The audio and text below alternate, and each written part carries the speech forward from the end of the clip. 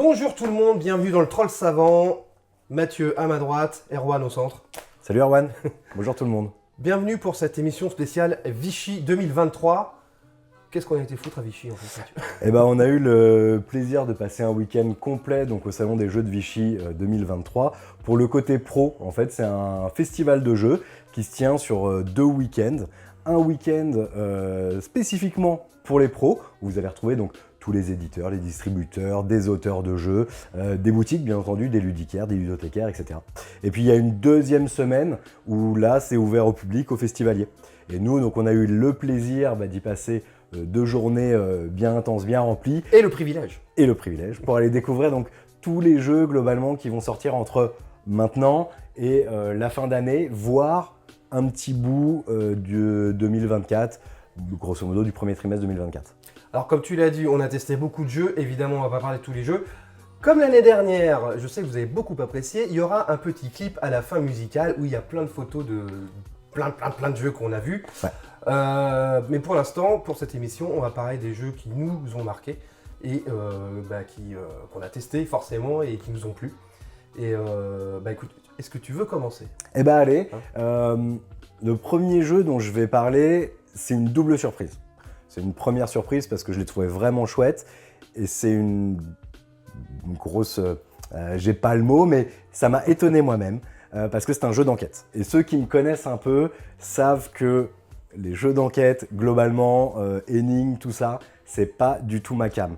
Le jeu s'appelle Perspective, il est édité par Space Cowboys, donc très habitué à l'exercice avec la fameuse Game Day Unlock. Et en fait là, le principe de Perspective, c'est que vous allez avoir des enquêtes à résoudre. Chaque enquête va être divisée en 12 petits chapitres. Au début de l'enquête, en fait, on va scinder les joueurs en 2 groupes. Et chaque groupe va recevoir une carte qui est une image d'une situation. On connaît une question à laquelle on va devoir répondre à la lumière des détails, des infos qu'on va retrouver sur cette carte. Sauf que on n'a pas le droit de montrer la carte à l'autre groupe. Ce qui fait que chaque groupe a sa carte devant lui et va devoir décrire ce qu'il voit, quelles sont les infos qui sont visibles dessus. Une bague de telle couleur, tiens, là je vois des traces, ici je vois un carreau brisé. L'autre partie du groupe va nous donner les infos qu'elle retrouve sur sa carte et on va devoir s'échanger comme ça en discutant, en communiquant ces infos-là pour essayer d'avancer dans l'enquête et répondre à une question qui est posée au début du chapitre. Chaque enquête est divisée en 12 chapitres et si on répond à la bonne question, on passe au chapitre suivant, etc. jusqu'à la résolution finale de l'enquête.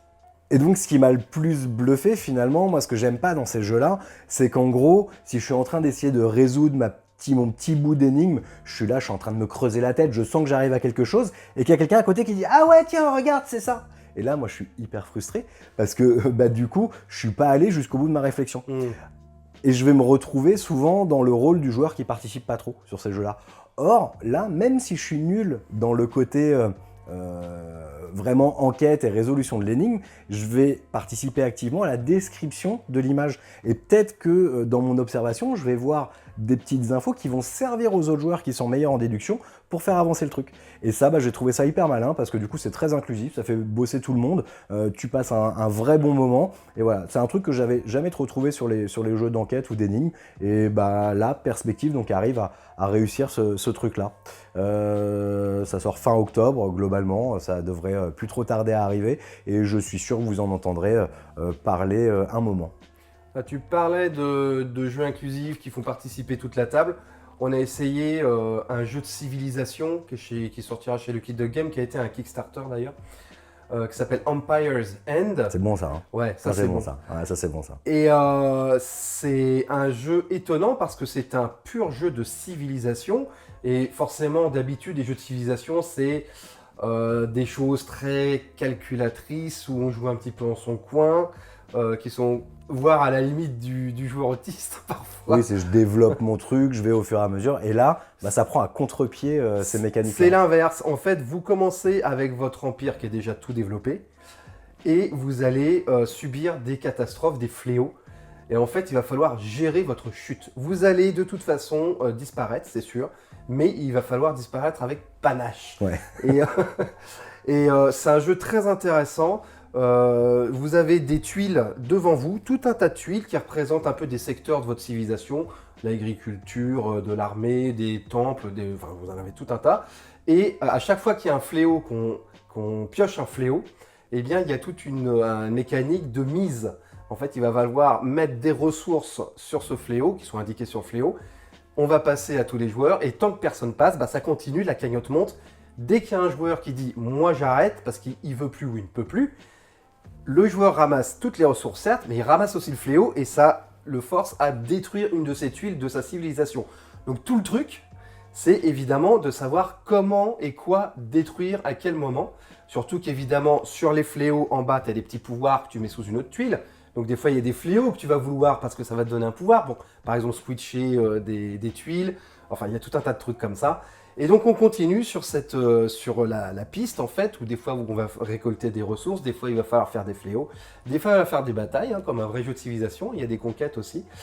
Et il y a tout ce côté bluff aussi, pari, qui est presque, où il y a presque un côté jeu d'ambiance en fait. Il y a une vraie interaction entre les joueurs, ce qu'on ne retrouve pas toujours sur ce type de jeu-là. C'est ça. Avec ce côté de qui est-ce qui va craquer en premier, à quel moment le pot de ressources devient beaucoup trop alléchant pour que je laisse passer le truc. Et puis il suffit évidemment, c'est toujours le joueur avant toi qui te dit « Ah moi, j'enchéris pas ». Non, je voulais moi détruire ma route, j'en avais plus rien à foutre de ces 12 points de victoire. Donc ouais, des sensations vraiment... très chouette, ça promet de belles parties avec une forte ambiance autour de la table. Auteur John D. Clair, Mystic Vale. Ouais, et Dead Reckoning. Ouais. Donc moi j'aime beaucoup cet auteur et on retrouve sa patte quand même. Ouais, de remplacement, tu vois, il y a toujours ce truc là chez lui de remplacement de pouvoir, de remplacement de tuiles.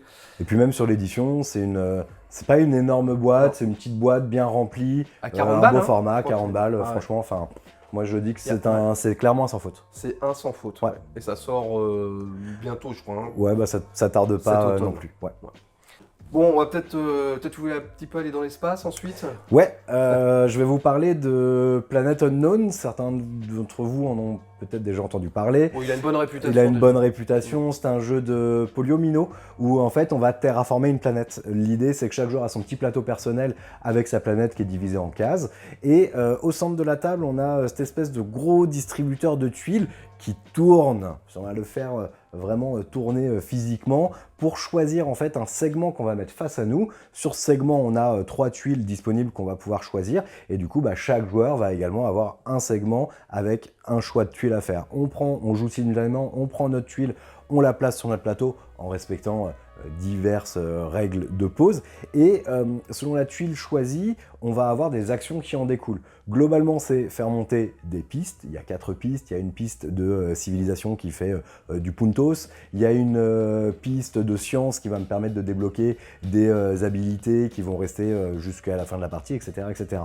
Le petit truc que j'aime bien, le petit twist que j'ai trouvé sympa, c'est qu'on a des objectifs communs avec nos voisins. C'est-à-dire que j'ai un objectif en commun avec mon voisin de droite, un objectif en commun avec mon voisin de gauche, mais en commun, pas genre on essaye de le faire ensemble, c'est plutôt j'essaye de le faire mieux que lui, parce que si j'y arrive mieux que lui, je vais marquer les points, tandis que lui, non. Et donc on se retrouve beaucoup à regarder le plateau de l'autre, à dire putain il en est où là, ok, où est-ce qu'il en est sur cette zone, et comment est-ce qu'on va essayer d'aller chasser ces points de victoire là. Une petite salade de points à la fin avec pas mal de choses à faire. Voilà, et il y en a un différent pour chaque voisin. Et il y en a un différent pour chaque voisin, exactement. Et ça marche, juste ça marche. Ouais. C'est extrêmement satisfaisant de monter ses pistes, d'aller voir comment aller faire du point. Est-ce que je me spécialise quelque part? On veut tout faire, on ne peut pas tout faire. Donc voilà. Planet Unknown, sorti fin octobre, j'ai en tête le 20, j'espère pas trop me planter. C'est un jeu qu'on aura le plaisir de faire beaucoup jouer ici au Troll Savant, avec notamment des petits tournois organisés en partenariat avec Ori-Games, qui en est l'éditeur. Des petits cadeaux, des petites planètes inédites. Oh, de la promo. Ok.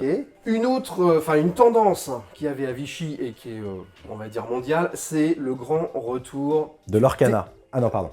Excusez-moi. Du TCG, Trading Card Game, ou jeu de cartes à collectionner, JCC. Alors tu dis l'Orcana, évidemment, c'est un peu le jeu qui a ouvert le bal cette année. Ouais, c'est clair. Avec le succès qu'on connaît. T'en es où là? T'as des trucs à vendre de... Ah non, on n'a plus rien. Non, il n'y a pas. Ok. Mais il y a d'autres grosses cavaleries qui arrivent cette année, enfin l'année prochaine même. Ouais. Et notamment un trading card game sur Star Wars. Rien que ça, cette petite licence qui s'appelle Star Wars Unlimited. Ça sort aux alentours de mars 2024. C'est ça, ouais. On a eu la chance de l'essayer à Vichy. Donc c'est un jeu dans la plus pure tradition des trading card games. Il y a un joueur qui fait le clan de l'Empire, un joueur qui fait le clan des rebelles. Donc vous aurez pour commencer une boîte avec 2 starter decks, ça c'est plutôt sympa, ouais. Je trouve, avec le deck de Dark Vador et le deck de Luke Skywalker. Ah d'ailleurs, on a reçu des petites cartes lors de Vichy, donc on a eu un Dark Vador, ça c'est des petits cadeaux, un Dark Vador et un Luke Skywalker. Et sache que, Mathieu, tu les as eu aussi. Ouais. Donc on se dit, bon, c'est les cartes qu'il va y avoir dans les starter decks, ok. Mais non, nous avons les cartes Hyperspace, Mathieu. Parce qu'il n'y a pas de bordure autour. Et donc ça, c'est des cartes rares, mes amis. Et donc voilà, donc évidemment, comme tout trading card game, il va y avoir tout un échelon de rareté. Alors je sais que FFG veut que le jeu soit abordable autant dans les règles, parce que finalement, c'est vrai qu'on y a joué. Les règles sont très simples. C'est pas très différent de l'Orcana. Non. Il y a des variantes. Il y a une zone qui est dans l'espace, une zone qui est sur la Terre. Vous ne pouvez pas faire attaquer des gens de l'espace sur la Terre. Donc ça, c'est plutôt rigolo, parce qu'il y a toute une partie vaisseau, une partie avec des personnages. Mais sinon, dans le fonctionnement, on va dire, global… C'est assez classique. C'est assez classique. Et ils veulent que ça soit également abordable en termes de collectionnite. C'est-à-dire que vous aurez des boosters de… Je crois qu'il y a 16 cartes dans chaque booster. Ah, c'est généreux. Donc c'est assez généreux et les prix sont assez bas parce que c'est 5 $ le booster. Pour l'instant, on n'a pas le prix en euros. 5 $, 5 €, quoi. J'ai envie de dire… par les temps qui courent, après je m'avance pas. Comme je n'ai pas l'information, je ne m'avance pas. Ouais. Ils veulent pas qu'on spécule trop sur le jeu, apparemment. C'est leur désir.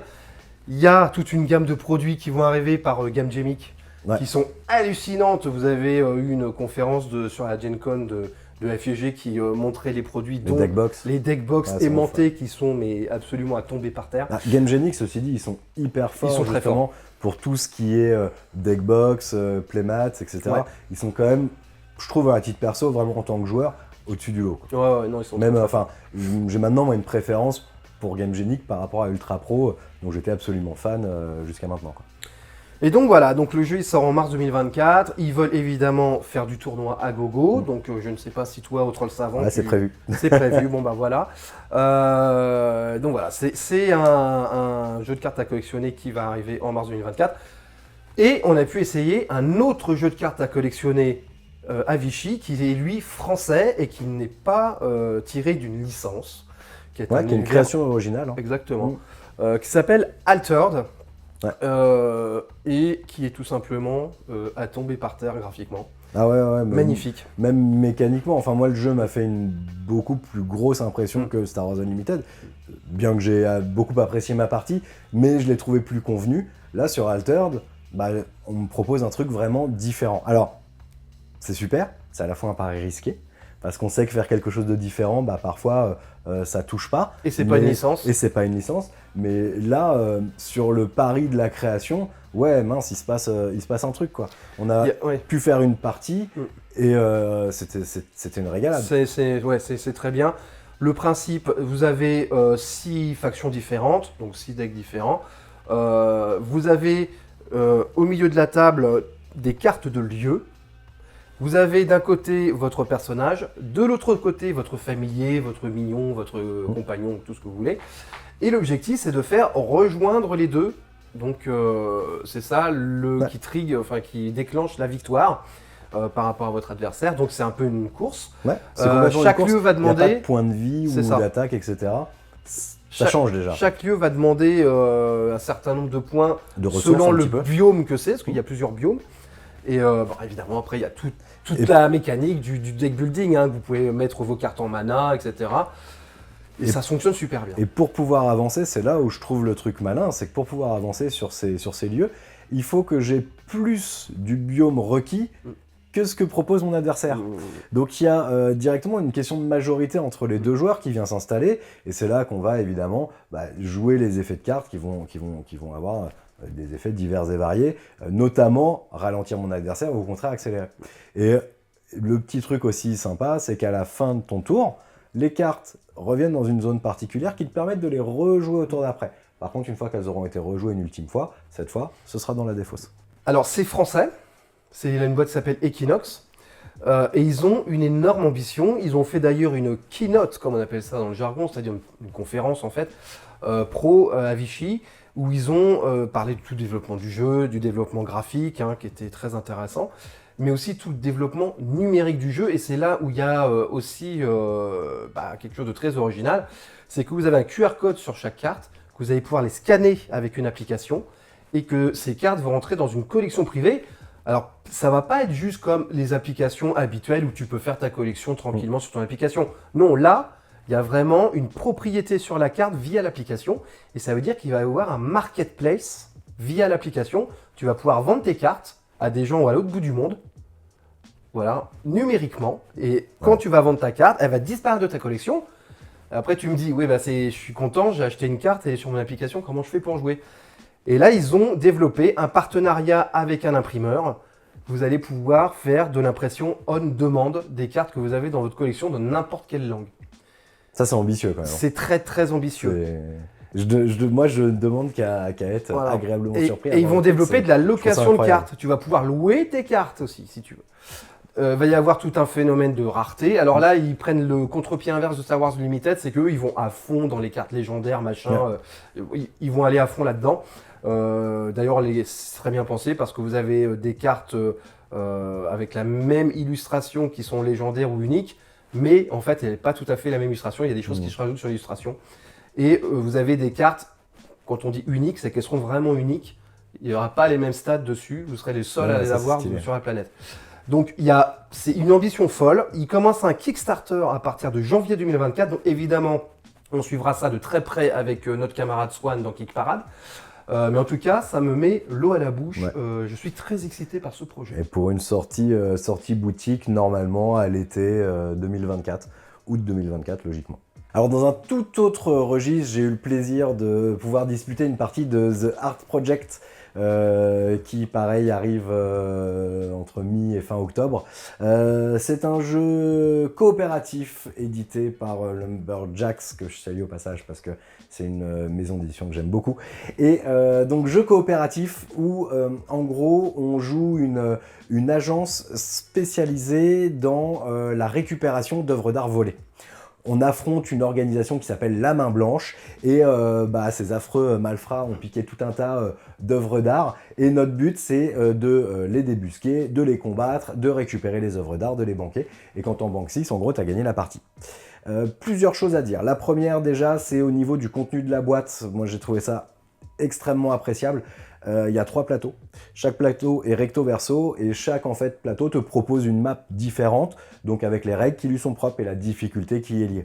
Donc déjà, rien qu'en termes de rejouabilité, ça se pose là, c'est fat.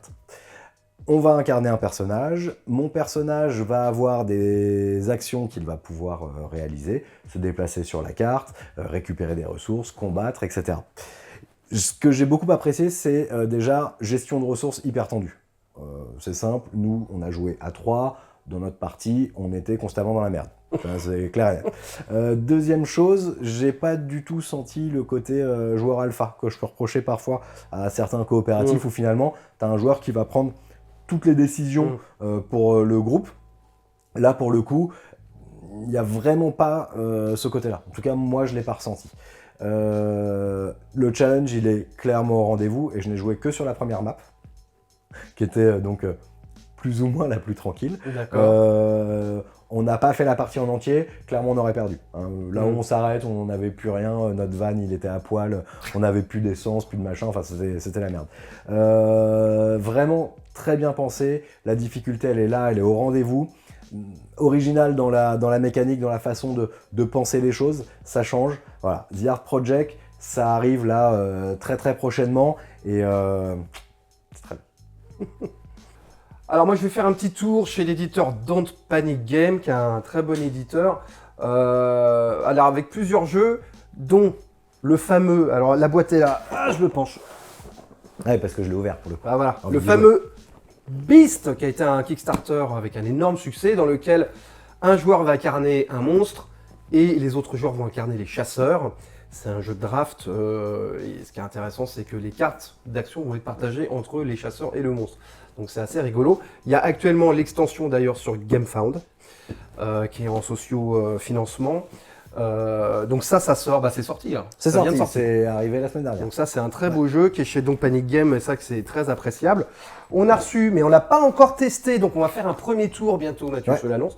Luminis, dans lequel on va construire des cathédrales. Ouais. Donc ça c'est pareil, ça sort je crois mi ou fin octobre et ça on vous fait on vous fait une vidéo là-dessus très vite. Qu'est-ce qu'il y avait chez donc Panic Game encore? Il y a surtout un jeu qui va sortir, qui est monstrueux, qui était aussi un Kickstarter, qui s'appelle Hegemony, et qui est un jeu incroyable. Je crois que les backers sont en train de les recevoir là dans les jours à venir. Ouais.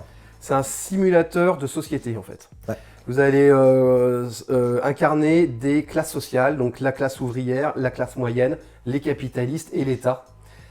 Et évidemment, il va falloir que chacun tire la couverture de son côté, mais en même temps, il y a un côté où on est quand même obligé de bosser ensemble pour s'en sortir. C'est un énorme jeu expert, c'est un simulateur de lutte de classe. Ça a été fait par notamment un professeur de sciences politiques.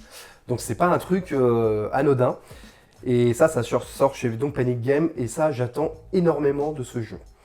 Voilà, écoute, qu'est-ce que tu veux enchaîner sur quoi? Alors, moi, je vais vous parler d'un autre style de jeu qui, normalement, n'est pas ma cam. Comme quoi, c'est vraiment la journée des surprises. Ouais, c'est clair. J'ai eu le plaisir de faire un début de partie du jeu qui s'appelle Heredity, qui sort dans une dizaine de jours. C'est un jeu narratif post-apocalyptique, donc ça, c'est pour toi, le côté post-apo et narratif, généralement, c'est ta cam. Le pitch de départ, il est tout simple. Vous êtes, après la fin du monde, en gros, vous êtes une famille, donc parents et les grands-enfants. Et le scénar démarre, en gros, votre maison est encerclée, assaillie par des espèces de punk à cheveux pas cool. Et il va falloir s'en sortir. Je rentre pas plus dans les détails parce que je veux pas du tout vous spoiler l'histoire, mais il s'est passé un truc extrêmement fort, je trouve, sur notre début de partie. C'est que, à la lumière des premiers événements, des premiers choix qu'on a faits, des premières explorations du jeu, et tout de suite, il y a un truc où on s'est tous regardés, on s'est dit « Ah non, mais ça, on laisse pas passer ça. Il n'y a pas moyen, les gars. Il n'y a pas moyen, on les défonce. » Et tout de suite, ça a lié les joueurs. Vraiment, sur un côté assez fort. Ça fait ressentir, je trouve, des choses. Donc ça, c'est très intéressant. Au niveau du gameplay en lui-même, en fait, vous allez avoir des cartes qui vont représenter donc différentes salles, différents lieux. Au début, vous êtes dans la maison. Et en gros, à mon tour, j'ai des points d'action qui permettent de me déplacer, d'aller observer différentes choses dans la maison. Et par un système de cartes, je vais aller retourner, voir ce qui se passe, ce que je trouve, etc. De l'équipement, tout ça. À ça, on va rajouter une espèce de timeline d'événements. C'est-à-dire que, en gros, je vais avoir connaissance d'événements qui vont arriver, mais je ne sais pas exactement quand. Il va falloir que j'essaye d'anticiper un petit peu ce qui risque de nous arriver dans la tronche. Dernière chose, le jeu propose une mécanique qu'ils appellent de karma. C'est qu'en gros, tes actions ont également un impact sur ton personnage. Un impact un peu moral, je dirais. Et ça, c'est un truc qu'on ne retrouve pas souvent. Parce que quand on regarde le film hollywoodien, le mec qui dézingue tout le monde à coups de pistolet... ça lui fait ni chaud ni froid. Il y a un petit côté This War of Mine, hein. Et j'ai trouvé sur le côté justement sur la morale, de les dilemmes. En fait, j'en sors pas indemne parce que demain, si je dois me défendre, même après la fin du monde et que je bute quelqu'un, je pense sincèrement que je me sentirais pas au top de ma forme. Et j'ai beaucoup aimé cette approche-là, l'ambiance très sombre que promet le jeu. Sur 5 ou 6 scénars, j'ai juste un doute sur le nombre, donc avec des histoires très différentes. On a eu l'occasion d'échanger pas mal avec l'éditeur sur justement ce que propose la première boîte et ça a l'air très très intéressant. Moi, juste avant d'enchaîner avec mon dernier jeu, je vais encore plonger pour une boîte. Il y a bientôt Carador qui sort. Ouais. Donc on vous rappelle qu'on a fait une vidéo pour le Kickstarter, ça y est, il a été livré et il va sortir en boutique. Donc suivez le petit lien qui doit être par là. Si vous voulez voir la vidéo de présentation de ce jeu très sympathique. Un bon jeu d'enfoiré en fait. Gros jeu d'enfoiré. Ouais, on dirait que c'est tout mignon comme ça, qu'on est des marchands, c'est sympa. Mais c'est un jeu qui fonctionne bien et ça sort, donc c'est pour info. Alors moi, mon dernier jeu, ça s'appelle, en parlant de jeu d'enfoiré, Ça s'appelle Barbarian Kingdom. Tu vois déjà le titre, c'est chaud. Ça te met l'ambiance. Ça te met l'ambiance. Donc il me semble que c'est un premier jeu hein, de l'auteur. Ça sort chez Jester Games. Ouais. Et alors si je commence à dire, c'est comme un espèce de risque que tout le monde va faire. Tous les joueurs experts, Alors, mais en fait, on va dire que c'est une espèce de small world. Voilà, comme ça, on met tout le monde d'accord. Exactement. C'est une espèce de small world. Alors, l'époque, c'est 5e siècle. Ouais. C'est un peu l'effondrement de l'Empire romain. C'est là où ils vont un peu se faire déborder par ce qu'on appelle les barbares, les peuples barbares qui venaient de la Germanie, des pays de l'Est, avec qui ils avaient fait un pacte, finalement, pour défendre l'Empire romain. Et puis finalement, avec l'effondrement de Rome, ces peuples barbares en ont profité pour prendre le pouvoir, ce qui a notamment créé la France, hein, ce qui n'est pas anecdotique. Voilà. Donc on est un peu dans ce contexte historique. Et donc, nous sommes des chefs barbares qui allons nous disputer l'Europe, il y a un petit peu le Maghreb aussi. Ouais, il y a le pourtour méditerranéen, on va dire. Voilà. Ça, ouais. Et il va falloir avancer ces troupes pour pouvoir prendre des territoires. Alors, je trouve qu'il y a 2 originalités. C'est le pognon est sur la map. Ouais. C'est ça qui est vachement rigolo, c'est que ton pognon, tu l'as pas devant toi, il est sur la map. Donc, quand tu prends un territoire, tu prends le pognon directement sur la map. Quand tu veux faire des richesses, tu mets pas le pognon devant toi, tu le mets sur la map. Donc, tu moites d'autant plus. Après, tu as moyen de le banquer via une action qui va te permettre de percevoir en gros les impôts. Mais si tu veux en refaire, il faut que tu repasses d'abord par la map. Voilà, donc tu moites bien pour tes territoires. Tu attires les convoitises. Voilà. Et donc il faut prendre 7 territoires, je crois, pour gagner, ou tuer 2 chefs. 2 rois adversaires. 2 rois, oui, pardon, adversaires. Et ça fonctionne très bien. Il y a aussi un petit côté... il y a un côté pot de vin pour les batailles, ce qui est marrant. Ouais. On calcule la puissance des armées. Alors, ce qui est cool aussi, c'est que quand quelqu'un envahit et qui déclare la guerre à une unité adverse, il y a une action, une réaction de l'adversaire. S'il y a des unités à côté, dans les terrains à côté, ils peuvent arriver en renfort. Donc, on réfléchit beaucoup plus à ce qu'on fait. Les règles sont très simples. Très simples, ça tourne très très bien. C'est vraiment, les règles sont faciles à appréhender, mais derrière, il se passe un truc sur la table. Il y a de la politique qui rentre tout de suite en ligne de compte. Mais tu vas le laisser faire là. Tu bouges pas, toi. Toi, t'es là, tranquille. Non, mais c'est pour savoir. On s'est bien marré. Alors, c'est 3 minimum, forcément. Ouais, alors, il y a une version à 2. À titre perso, moi, je suis moins convaincu sur un format à 2 pour ces jeux-là. Non, parce que à partir de 3, on s'est régalé. Quoi. Ouais. Et parce que quand tu fais la bataille, tu as non seulement, je disais, les points de tes armées qui comptent, mais tu as aussi ce qu'on appelle le pot de vin, c'est-à-dire que tu vas mettre du pognon en cachet dans un petit sac qui va se rajouter à la force. Donc, est-ce que tu claques tout ton pognon parce que tu veux absolument ce territoire? Évidemment, tu récupères le pognon que l'autre a misé contre toi. Évidemment. Et donc donc le jeu fonctionne super bien, ce qui n'était pas évident parce que c'est quand même un thème vu et revu, tu vois, la prise de territoire. Ouais. Et le plateau est très agréable, une espèce de plateau un peu hexagonal comme ça, c'est très joli. Avec des standees. Voilà, et ça sort début novembre. Ouais. Et on en aura peut-être on ne sait pas encore, mais il y a des chances qu'on nous fasse aussi un premier tour sur ce jeu bientôt. Et puisque tu parles de premier tour, voilà un jeu qu'on va vous présenter plus en détail très rapidement. C'est mon maxi coup de cœur sur le salon. Je pense que certains d'entre vous en ont déjà entendu parler si vous suivez un petit peu toutes les actualités ludiques. Il s'agit effectivement de Skyteam, qui est un jeu pour 2 joueurs exclusivement et coopératif. C'est un jeu dans lequel on va devoir faire atterrir un avion. Là tout de suite... C'est pas très excitant. Ouais, je te vends tout de suite, je suis d'accord, le thème, je te vends pas du rêve. Mais en jeu, c'est extrêmement bien. C'est excellent. Ça marche tout de suite. C'est un jeu de communication à communication limitée puisqu'on ne peut pas se donner toutes les infos qu'on a devant nous. Ouais. Le principe, c'est qu'on a un plateau qui représente en gros notre avion, le cockpit. Notre avion, il a une inclinaison, il penche à droite, penche à gauche, ou au contraire, il reste bien droit, ce qui est le but. Un joueur va jouer le capitaine, l'autre joueur va jouer le copilote, et chacun va avoir des objectifs à remplir avant que l'avion n'atterrisse. En gros, l'idée, c'est qu'à chaque tour, vous allez essayer de faire avancer votre avion, puisqu'il faut qu'il parcourt, entre guillemets, un certain nombre de cases pour pouvoir arriver à l'aéroport et atterrir, en étant droit, si tu vois ce que je veux dire. ce qui ne nous a pas forcément hyper bien souri. On a super bien joué, sauf le dernier tour. C'est ça, on a super bien joué toute la partie sur le dernier tour. Dégoûté. Et le principe, c'est qu'au début de chaque tour, au début de chaque manche, les deux joueurs vont avoir des dés en main qui vont lancer derrière un petit paravent. Ils n'ont pas le droit de dire à l'autre joueur ce qu'ils ont devant eux. Et chacun notre tour, on va placer un dé sur le plateau pour réaliser une action.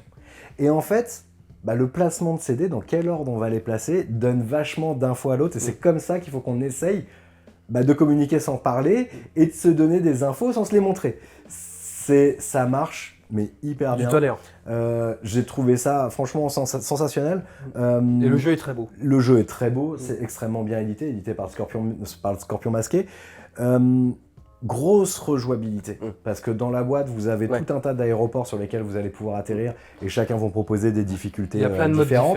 Il y a plein de modes de jeu que vous allez pouvoir rajouter. Enfin, c'est extrêmement complet. Moi, c'est un sans faute. Je me demande si je tiens pas là l'un de mes gros coups de cœur de 2023. En tout cas, pour Vichy, ça a été mon coup de cœur du salon. Non, ça a été un carton, c'est sûr. Ouais.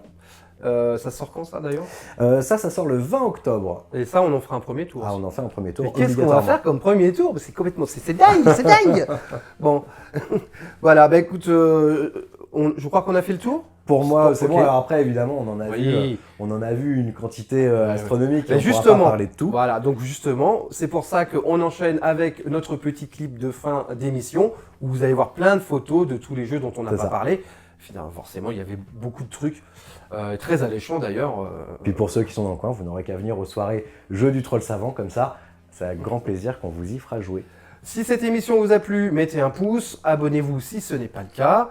Commentez pour nous dire ce qui vous hype le plus dans cette sélection. Et on se retrouve très vite. À bientôt, jouez bien. Ciao.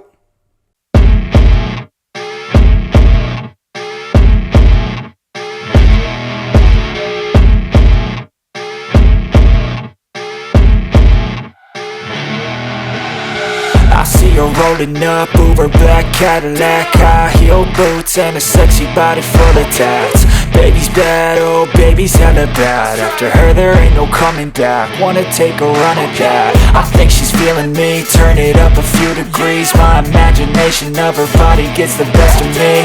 Oh gosh, she's such a tease. Bitten lips, bruised knees. I'm addicted to her, need her touching me. Cause she got a bad little waist, and we tearing down this place. Off the liquor that we chase. Got some egos to the face, baby, I don't need no space. Coming closer for a taste, and I'll show you how I make everything just fade away. Cause she's like sex, drugs, cocaine, body so insane. Jealous of the clothing that she wears up on that tight frame. All game, no shame, baby came here to play. I feel like an addict cause she's sex, drugs, cocaine.